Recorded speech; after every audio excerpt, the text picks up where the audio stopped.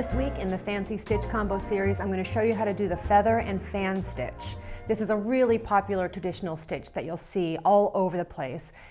People use it in scarves, people use it in blankets. You also see it a lot at the bottom of sweaters or dresses or something because it is really decorative. Let's go ahead and take a look at the stitch.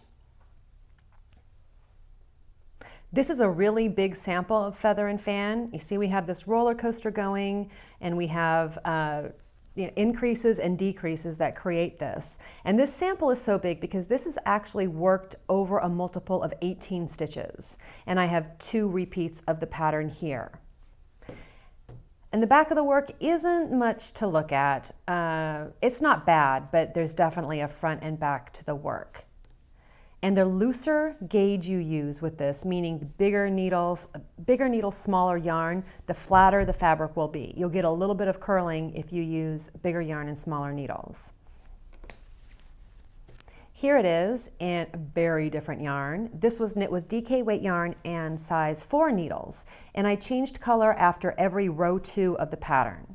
And the reason I did that is because we have this, these purl bumps here. And I wanted the color to the new color to grow out of the purl bumps, which I've done. And it also looks like each color is lying on top of the color below it, above it, I guess. And here's the back of it from here. Okay, so this is worked on a multiple of 18 stitches, and the instructions for this will be in the video description below as well as on my website.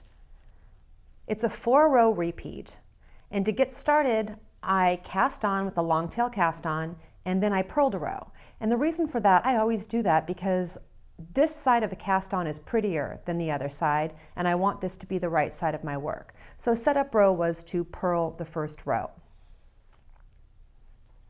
Okay, first thing I'm going to do, is knit 2 together 3 times. So knit 2 together once, twice, 3 times. Now I'm going to work knit 1 yarn over, that combination 6 times. So knit 1, pull the yarn forward between the 2 needles, that's 1. Knit 1, pull the yarn forward between the 2 needles, 2. How did I lose count already? Oh, there we go. That was 3. Knit 1, yarn forward 4, knit 1, yarn forward 5, knit 1, yarn forward 6. Let's make sure. 1, 2, 3, 4, 5, 6. Right, okay. And then I go back to knitting 2 together 3 times. Really so simple for such a cool effect.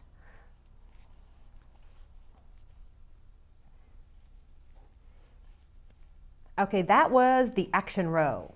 Everything else, the other 3 rows in this are really simple. Row 2 is knitting across all stitches, which gives us the purl bumps on the right side of the work.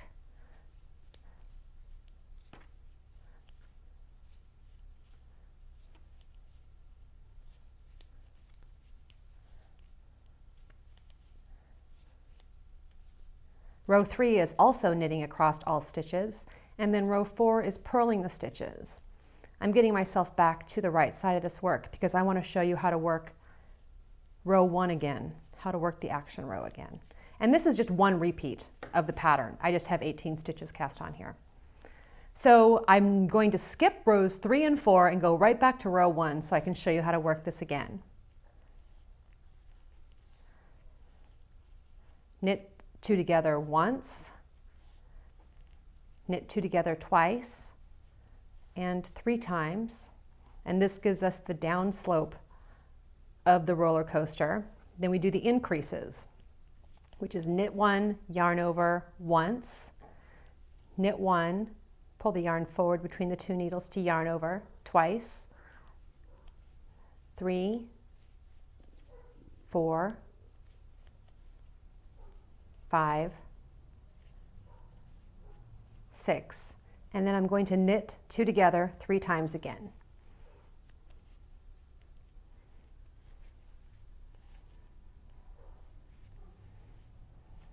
Okay, so I've worked the action row twice there, and you get the idea.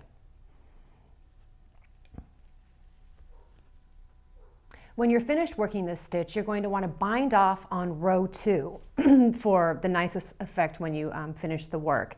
And you can think you just bind off just bind off knitwise on row 2. Now that you know how to work this stitch, I'm sure you'll find plenty of places where you can add it to something simple to make it more special. Good luck.